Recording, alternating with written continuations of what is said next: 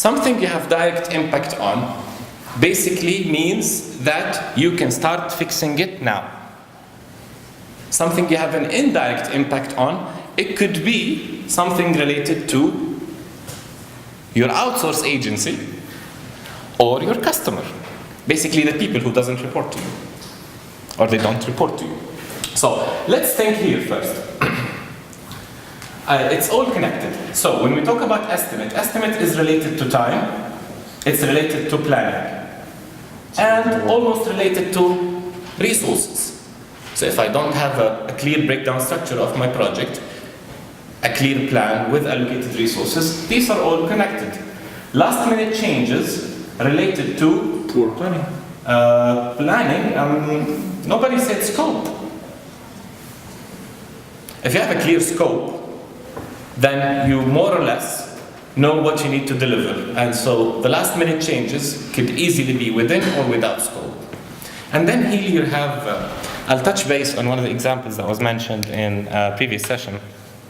Your customer comes back and tell you, I know our release is within the next few days, let's say within a week, 5 business days, but we really want this feature. Okay?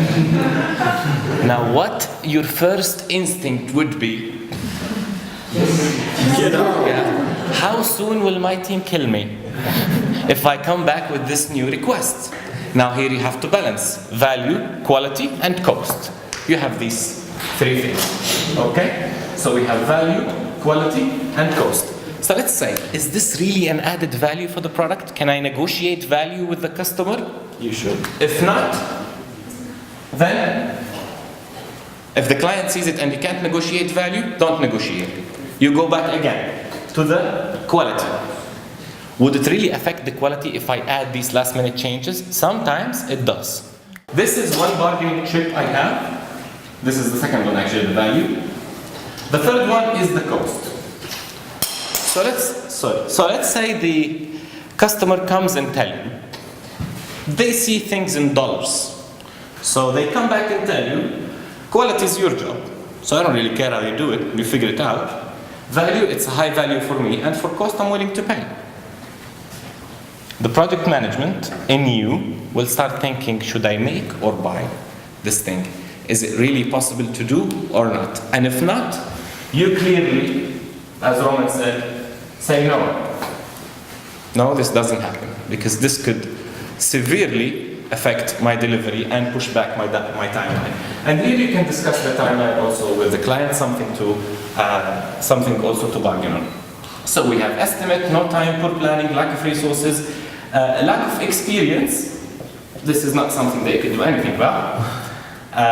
Equality goes along with the technology. Communication is mostly people skill. Okay, now let's think of these 3 things and see what can we have direct impact on and what we can't. Let's say communication. Yes. Definitely. Communication. I'm not saying that because I work in communication field, but if from day 0 you lay down the basic expectations with your customer, with your team, and have everything cleared out, it could be something verbal, it could be something written. You can, and I've seen it happening, some of our teams used to print out the vision of the project, not necessarily in words and fancy words that people don't connect to. No, this is the last product. These are the screens that we want to have, and they just hang it in the office.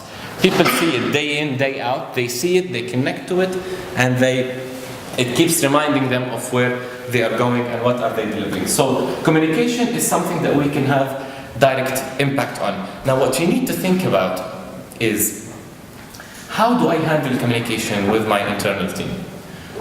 They are one of your most important assets, because if you lose trust, or if they feel that you're going back and forth,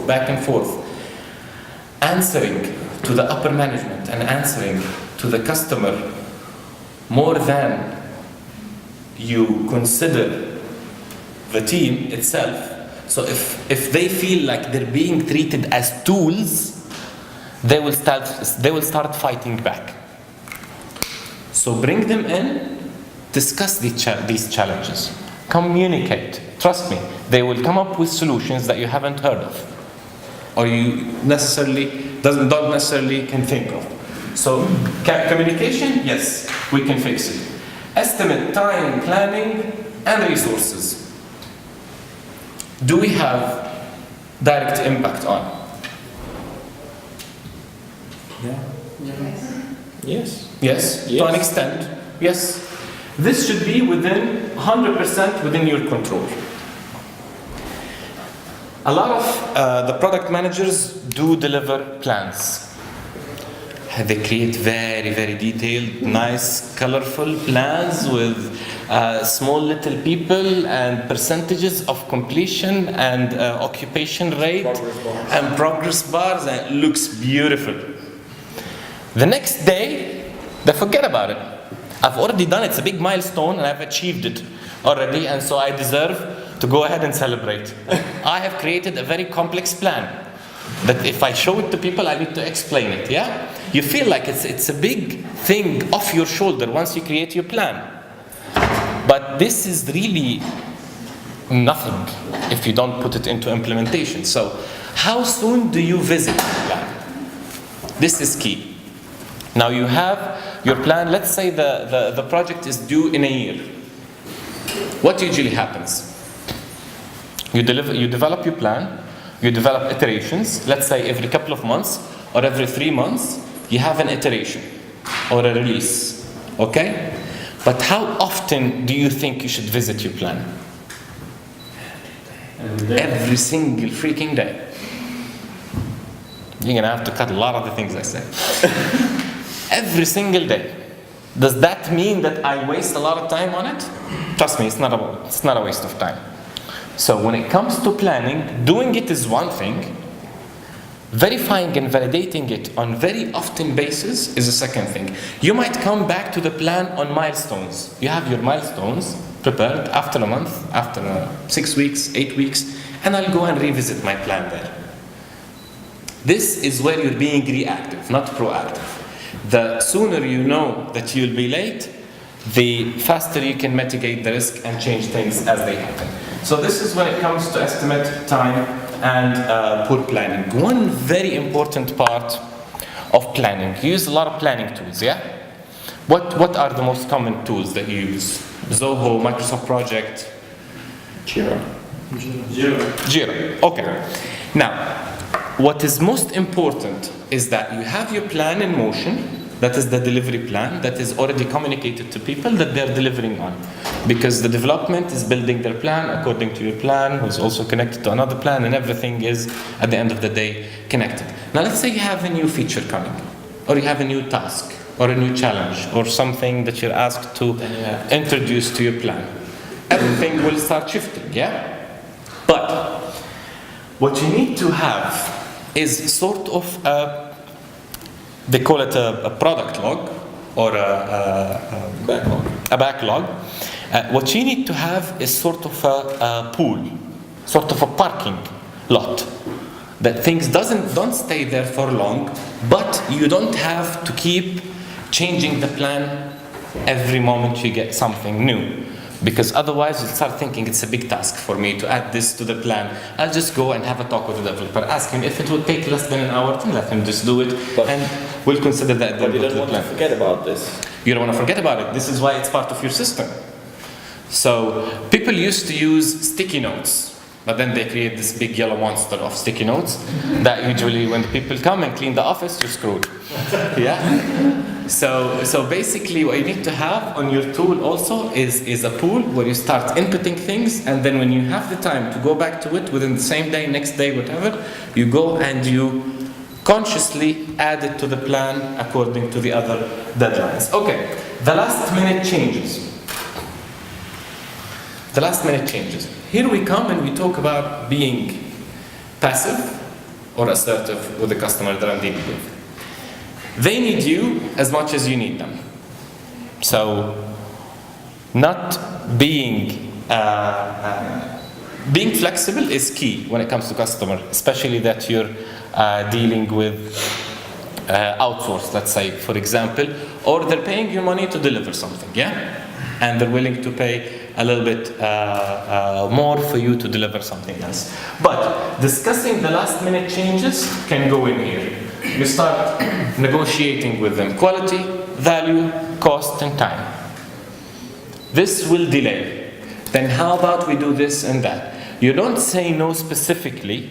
If you don't want to say no, don't say specifically, but discuss with them what alternative scenarios so you are happy. The customer at the end of the day, what they want is they want to win.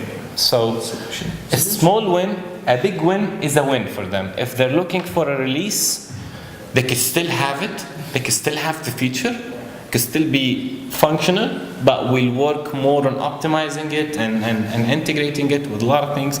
It could happen later on. One of the customers that we're working with had an event the next day. It was an international event, and they wanted, they came and they said, we want a fully integrated, responsive solution that goes online live by the end of this week. We're paying 6 figures. We're like, okay, you can pay 6 figures. I can hire 100 people. They still won't do it. It's just not doable. What the client saw that they wanted something to go online. Now you sit down with them and you discuss. What is really what you want? Tell me exactly what you want. After a few discussions, you will realize that they just want to have a live portal to show on the main screen when they launch it at the event. That's it. Impression. We did that on HTML. And then we went back and we built it again from scratch on PHP. But what the client had envisioned this as, we want a fully integrated online solution to go live by the end of the week. Okay, fine, relax. We can't do it. But you discuss with them, you'll realize what is the small win they're looking for, and then you target there. You aim there, they will be fine. At the end of the day, they will be happy. Okay? Equality and technology, this is something totally yours. This is why you have your developers in the house. And you have your engineers. This is their job to figure it out. Running out of funds is relevant to everything here. If you're overdoing the features, if you're over-investing in the resources, I mean, if your estimate is for 3 months and you cannot deliver in 3 months, then the more time you take, the less the profit margin gets, and then you start cutting from cost, and then you'll need to start looking for another job. So this is when it comes to quality and technology, and life conditions is not something that you can deal with, basically, because people will definitely understand. So just to wrap up, because we're finishing. Creating an excuse-free environment is 100% team effort. You cannot enforce that, especially with people who don't report back to you. They simply need to sit down in one room, be responsible. Do not, and tell them that from day zero, as an expectation. Tell them, people, please, we're all in this together. Do not come with a challenge without a solution. If you want to tell me something is going wrong, tell me how to solve it. Otherwise, I cannot help you. You want people who are willing to help, who are not seeking help all the time. You know? It could easily feel like it's not their mistake, things are going out of hand, we're diverting from the vision, plans are being delayed, last minute changes is coming. And when they start spreading that atmosphere, you'll end up with a very passive working environment. So from the start, sit down with them and agree with them that any of you who want to come to me with a challenge, make sure you bring in a solution. And take it to the team. Bring them, discuss it, solve the challenge, engage them in it. At the end of the day, you're not a magician. You're just somebody who is responsible. And when everybody is focusing on the same environment, that is, let's say, instead of challenges, converting it into solutions, everybody will be again, driven into results, driven into achieving. There's a very big difference between being result-oriented or activity-oriented. Now, product managers, sometimes I've seen it happen, they slip a little bit into being an activity-oriented more than... to explain you the example, imagine a wedding happening in a week.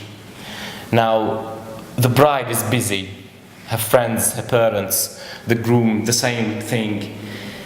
Being activity-oriented, meaning that they want to see everybody busy, regardless of whatever they're achieving. I don't want to see anybody idle, sitting down, doing nothing. So, as a product manager, make sure you don't brag about being busy. Be result-oriented. Know what you want to achieve. You can have your calendar full of meetings, full of business trips and meetings with the customers, with the clients. Do not let that deception make you feel productive unless it is bringing results. So do not brag about being busy, brag about being productive.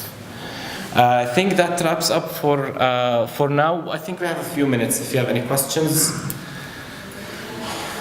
So, Any questions? yeah. Maybe about, it seems to me that the roles of product and project managers might still overlay each other. Okay. What is the key role of a project manager? Manage the project. Manage the project. Okay. Let's say if we talk about, I'll have few choices for you: delivering value, making money, delivering on time, and satisfying customer. All of that. For project managers. Project management, scope and time and budget. Can one of two values. Scope, time, and budget. Is it their job that this product is, or this thing that I'm engaged in is making money or not? Well, here's the difference between product and project. Yes. Product and project, Yeah. Product and project. That's the key thing. Okay, the product manager is more focused about delivering value. When you talk about product, you talk about value. Yes. Okay, but what about scope? I think the scope, it is responsibility for product managers, not for project. Oh yeah, definitely. Yeah, definitely. Defining. It's two different. Yeah. Is the question, could be the same person? Yeah. Yeah. And A good project manager can definitely be a good product manager. in the same time on the same project. On the same time, it will depend. See, is usually doing handling a product is a job by itself. When you talk about a project, anything that has a start date, an end date, a scope, a budget, and a team is a project. So a product delivery at the end of the day is a project. Can he or she handle more than one at a time? It will definitely depend on the scope, on the experience, and on the type of product or project that they are delivering. Seen it happening? Yes, it happens most of the time. Most of the time. Only in few companies you have product managers who are only responsible for one specific product. Otherwise, they'll have some products, they'll have some projects and other things as well. Because there are some conflicts. Project manager dealing time and scope and budget. It's every day check the plan, make follow-ups to make some changes. Yeah. But product manager have to do another part, like to find partners to bring new money for next stages of development. In addition to the project manager job. Yes. So he's doing it. This is a huge part of responsibility in addition, and can you be effective in this part at the same time to manage delivery? Two solutions for that. It's either you work with teams, which definitely is Yeah, the this case. depends on the scope. So this is the answer. It depends. First, it depends on the scope. Second of all, it depends to what access for resources you have. So let's say, for example, if we go back to the aviation example, I can easily hire for a few weeks or a month, let's say, a subject matter expert in that specific field and come and do the research study for me and help me figure out all the product and even come with me for meetings with the customer. And so I showcase that we're in this field together, and if I can afford that, or if my budget can afford that, and if I can budget for it the first time. So product managers, yes, they do project management and they deliver products at the end of the day. Cool? All right, people, thank you very much. Thank you. Cheers.